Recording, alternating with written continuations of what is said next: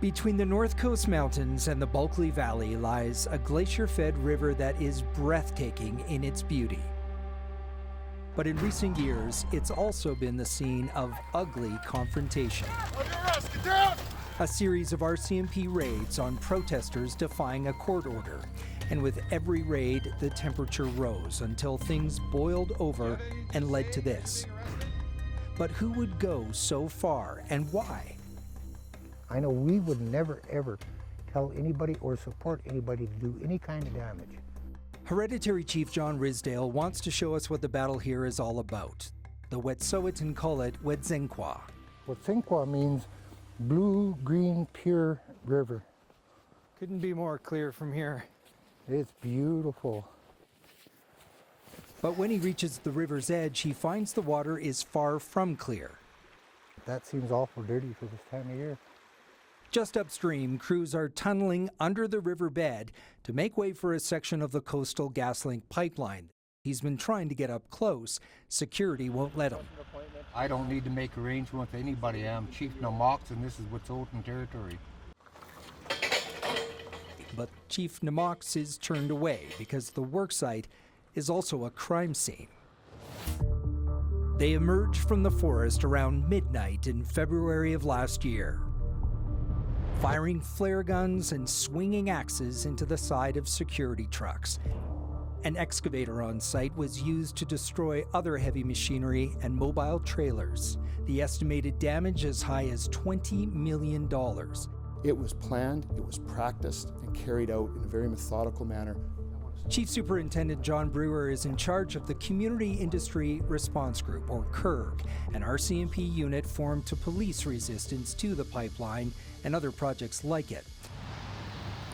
8 months after the worksite attack, the CIRG was also targeted in a late-night arson attack. 4 RCMP vehicles and some others nearby destroyed.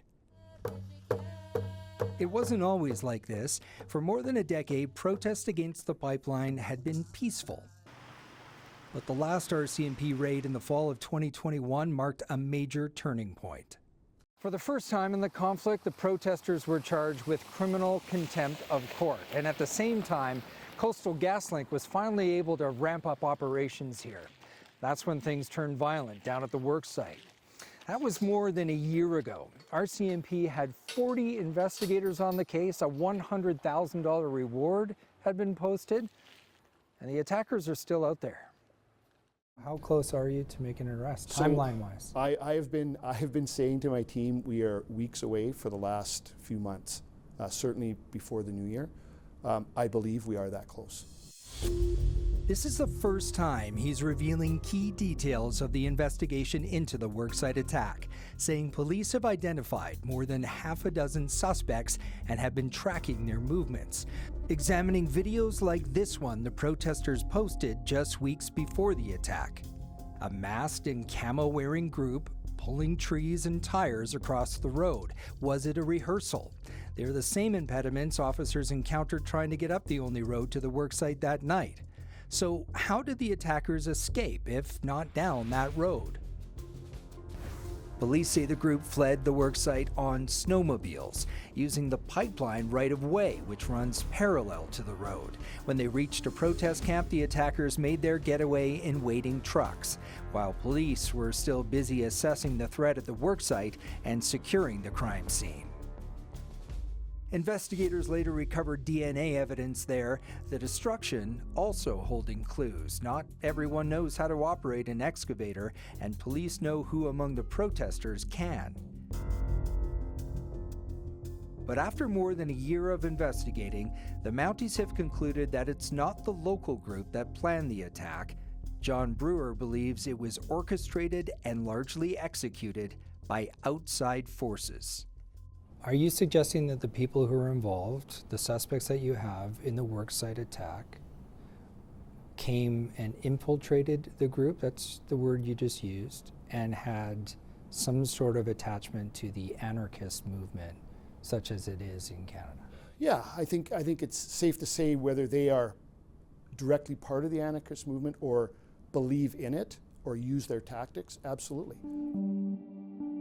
No one has claimed responsibility for the worksite attack, but an anonymous post on an anarchist website did take credit for the arson. The same website where credit was taken for damage to drilling equipment at a Calgary storage yard. The latest posting, a claim of sabotage, that before they were buried, some pipes had tiny holes drilled into them.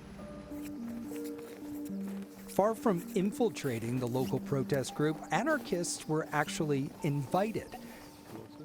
Hi, I'm Rob. The chief took us to Yes. meet Molly Wickham. Which do you prefer, Molly or Slato? Okay. The local protest leader, who goes by Slato, has called for anarchists to join the cause. Calling on you, our allies, other Indigenous nations, labor unions, anarchist groups. You called for people from yeah. that movement to be a part of this movement. Oh yeah, we have a lot of people that we've worked with in the past that are amazing, great human beings. But may have participated in that. So do you feel some responsibility for that then, if you called for them to come here? Absolutely not. Who do you think is responsible for that attack? I don't have an idea. Do you understand why I might find that hard to believe? Yes, I Okay. do. Were you a because part we've of it? been here. Absolutely not. And why wouldn't you have a sense of who would be behind that? They were clearly doing it in solidarity with... Yeah, Your cause. I think that there's a lot of resistance to this project that is outside of ourselves. So who are the outsiders?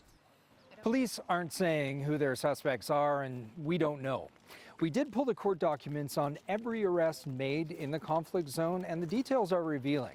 About 70% of the people taken into custody were not from this area. Some were from other parts in BC, others other provinces, and even the US.